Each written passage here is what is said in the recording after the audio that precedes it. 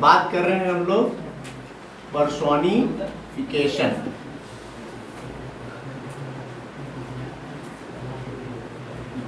Personification, ठीक है। Personification को क्या कहते हैं? मानवीकरण। मानवीकरण देखो नाम से स्पष्ट है। मानवीकरण का मतलब क्या होता है? मानव बनाना। मानव मानव मतलब सजीव। सजीव किसको बनाना? जो सजीव है उसको नहीं, जो सजीव नहीं है। जैसे मैंने लिखवाया ना उसमें, non living things, abstract ideas, जैसे भाव होते हैं ना, भाव विचार, या कोई मृत है, मर गया है, उसको ऐसे प्रस्तुत करना जैसे कि वो क्या हो? सजीव हो। यदि किसी लाइन में ऐसा हो तो उसको क्या कहेंगे? वही है मानवीकरण अलंकार। इसका हमने डेफिनेशन क्या लिखवाया कि in personification lifeless objects, abstract ideas, non living things are dead are personified. Personified का मतलब क्या होता है? मानवीकृत करना। पर्सोनिफाइड, मानवीकृत किया जाता है। किसको? जो मानव नहीं है। जो मानव नहीं है उन्हें मानवीकृत किया जाता है, यानी मानव के रूप में या सजीव के रूप में प्रस्तुत किया जाता है, तो उन्हें क्या कहते हैं? मानवीकरण अलंकार कहते हैं, ठीक है। अब पर्सोनिफाइड ऑब्जेक्ट में, जैसे अब एग्जाम्पल के रूप में जैसे मैंने दिया, पहला एग्जाम्पल क्या दिया था? Patience always wins in the end। बढ़ा लो, patience always wins in the end। या दूसरे नंबर पर देखो, एक्सपीरियंस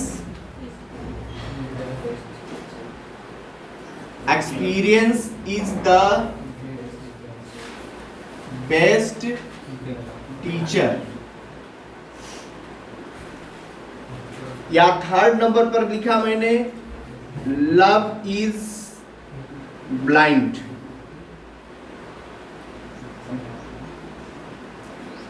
ठीक है।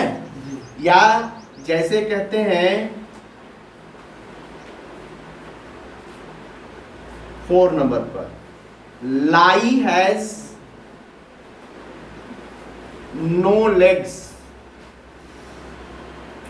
लो, इसको पहले एक्सप्लेन करके समझा देता हूं। इसमें सब जो भी वर्ड आए होंगे वो या तो निर्जीव होंगे या कोई भावपूर्ण विचार भाव होंगे जो वास्तव में मानव नहीं है, लेकिन उनको ऐसे व्यक्त किया जाएगा जैसे कि वो मानव हो।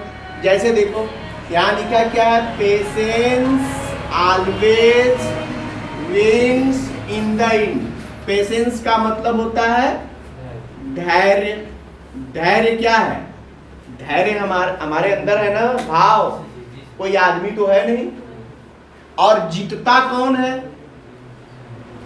भाई? जीतता कौन है? जैसे आप दौड़ते हैं, कोई सजीव होगा वो ना जीतता है, जीत हासिल करता है। जीत हासिल कौन करता है? जो सजीव होता है, जो मानव होता है। लेकिन यहाँ क्या है? किसको जिताया जा रहा है? पेशेंस को, धैर्य को। तो कैसे धैर्य जीत रहा है? यानी धैर्य को क्या बना दिया गया? इसी को पर्सोनिफाई कर दिया गया, पर्सोनिफाई किया गया। पर्सोनिफाई का मतलब क्या हो गया? मानवीकृत किया गया भाई, मानव बनाया गया है। पर्सोनिफाई किया गया किसको? पेशेंस को। पेशेंस को मानव की तरह प्रस्तुत किया गया है, क्योंकि जीतता कौन है? जो सजीव होता है। जबकि ये क्या है? पेशेंस क्या है? भाव है, विचार है, जो अंदर होता है, जो सजीव नहीं है, जो सजीव आत्मा नहीं है। फिर भी ये क्या है? इसको प्रस्तुत किया गया है जैसे कोई सजीव हो। तो कौन सा अलंकार माना गया? पर्सोनिफिकेशन। इसी तरह नेक्स्ट एग्जांपल लो, यहाँ कहा experience is the best teacher. Teacher कौन होता है? जो कोई सजीव व्यक्ति होगा, जो कोई मानव होगा भाई, पर्सन होगा। पर्सन माने व्यक्ति, पर्सन से ही बना है पर्सोनिफिकेशन। कोई पर्सन होगा जो बेस्ट टीचर होता है। यहाँ किसको किसको कहा गया बेस्ट टीचर? एक्सपीरियंस। एक्सपीरियंस यानी अनुभव। अनुभव क्या है? वो एक सबसे अच्छा अध्यापक होता है। तो एक्सपीरियंस सबसे अच्छा अध्यापक होता है। एक्सपीरियंस को क्या किया गया है? पर्सोनिफाई किया, पर्सन बनाया गया। एक्सपीरियंस को क्या किया गया है? पर्सन बनाया गया, व्यक्ति बनाया गया। जबकि ये व्यक्ति यानी व्यक्ति नहीं है, उसको व्यक्ति बनाकर प्रस्तुत किया गया है। इसीलिए ये क्या है? ये भी पर्सोनिफिकेशन हो गया। बात समझ में आ रही नहीं आ रही है? यानी निर्जीव को या भावपूर्ण विचारों को एक आदमी के रूप में प्रस्तुत किया जा रहा है, एक व्यक्ति के रूप में प्रस्तुत किया जा रहा है। इसीलिए अब यहाँ पूछा जाए किसको पर्सोनिफाई किया गया है, तो पहले में पेशेंस को और दूसरे में एक्सपीरियंस को पर्सोनिफाई कर दिया गया। इसीलिए यहाँ पर क्या हो गया?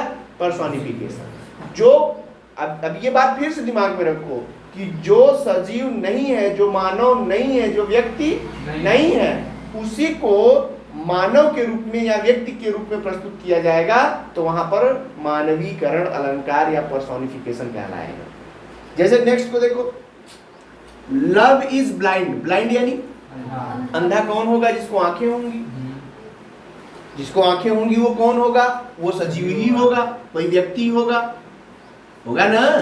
कोई सजीव व्यक्ति है जिसको आंखें होंगी, वही ने अंधा होगा। यहाँ किसको अंधा कहा गया? लब को। लब को आंखें होती हैं क्या? प्रेम अंधा है। प्रेम को आंखें होती हैं, तो आंखें दी गई उसको, मतलब अब देखो उसमें भाव है। प्रेम अंधा होता है, नहीं प्रेम में आदमी सब कुछ भूल जाता है, उसको कुछ दिखाई नहीं पड़ता। तो प्रेम अंधा है का मतलब क्या हुआ यहाँ पर? कि प्रेम जो है उसको आंखें बना दी गई, दे दी गई इस सेंटेंस के माध्यम से। क्योंकि प्रेम अंधा है का मतलब प्रेम कोई व्यक्ति नहीं है, एक भाव है, लेकिन वो भी अंधा है, मतलब उसको आंखें हैं और उसकी आंखें अंधी है। बात समझ में आ रहा है कि नहीं आ रहा है? यानी अब आपको ये पूछा गया कि लव को क्या किया गया है? पर्सोनिफाई किया गया है। यानी प्रेम जो एक भाव है, जो आदमी नहीं है, व्यक्ति नहीं है, लेकिन इसको ऐसे प्रस्तुत किया गया है जैसे कि ये कोई व्यक्ति हो। तो इसीलिए इस लाइन में क्या हो गया? पर्सोनिफिकेशन, मानवीकरण अलंकार हो गया। क्लियर? नेक्स्ट देखिए, लाई। लाई हैज नो लेग्स। लाई यानी झूठ। लाई यानी झूठ। झूठ को लेग यानी पैर। झूठ को पैर नहीं होते। झूठ को पैर नहीं होते। अरे भाई, झूठ को पैर मतलब झूठ। अब पैर किसको होता है? जो सजीव होगा, जो व्यक्ति होगा, पर्सन होगा, उसको ना पैर होगा। अब यहाँ पर किसको पैर के रूप में दर्शाया जा रहा है? झूठ क्या है? वो एक विचार है, निर्जीव है, एक लाइफलेस ऑब्जेक्ट है, लेकिन इसको ऐसे प्रस्तुत किया गया जैसे कि कोई सजीव हो, सजीव के पैर हो। तो इसीलिए कहा लाई हैज नो लेग्स। अब इसमें किसको पर्सोनिफाई किया गया है? लाई को, यानी झूठ को। तो यहाँ लाई क्या हो गया? पर्सोनिफाई किया गया है, इसलिए इसमें क्या हो गया? पर्सोनिफिकेशन। ठीक है? अब देखो इसको, पर्सोनिफिकेशन का एग्जांपल क्या? Patience always wins in the end. यानी पेशेंस को पर्सोनिफाई किया गया है, इसलिए ये क्या हो गया? पर्सोनिफिकेशन हो गया। क्योंकि पेशेंस को व्यक्ति के रूप में प्रस्तुत किया गया है, कोई व्यक्ति जीत हासिल करता है, जबकि यहाँ पेशेंस यानी धैर्य को जीतने के लिए प्रस्तुत किया गया है। Experience is the best teacher. Teacher कोई व्यक्ति होता है, और व्यक्ति को यहाँ न दिखा करके डायरेक्ट एक्सपीरियंस को ही व्यक्ति बना दिया गया।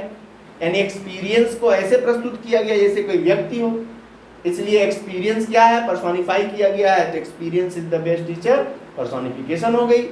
लव इज ब्लाइंड में भी वही बात हो गई कि लव क्या है? लव ब्लाइंड कोई व्यक्ति होता है, जबकि यहाँ लव को ब्लाइंड कहा गया। यानी लव यानी प्रेम, यानी एक भाव है, और इसी को ही व्यक्ति के रूप में प्रस्तुत कर दिया गया, इसलिए क्या हो गया, पर्सोनिफाई किया गया है, तो पर्सोनिफिकेशन हो गया। इसी तरह लाई हैज नो लेग्स, यानी लाइक झूठ के पैर नहीं होते हैं, इसका मतलब झूठ क्या है, ये भी एक भाव है। और इसको कैसे प्रस्तुत किया गया, जैसे कोई व्यक्ति हो और व्यक्ति के रूप में प्रस्तुत किया गया, इसीलिए क्या हो गया, ये पर्सोनिफिकेशन। जैसे एक एग्जांपल और ले सकते हो, अक्सर कहा जाता है the class is running now.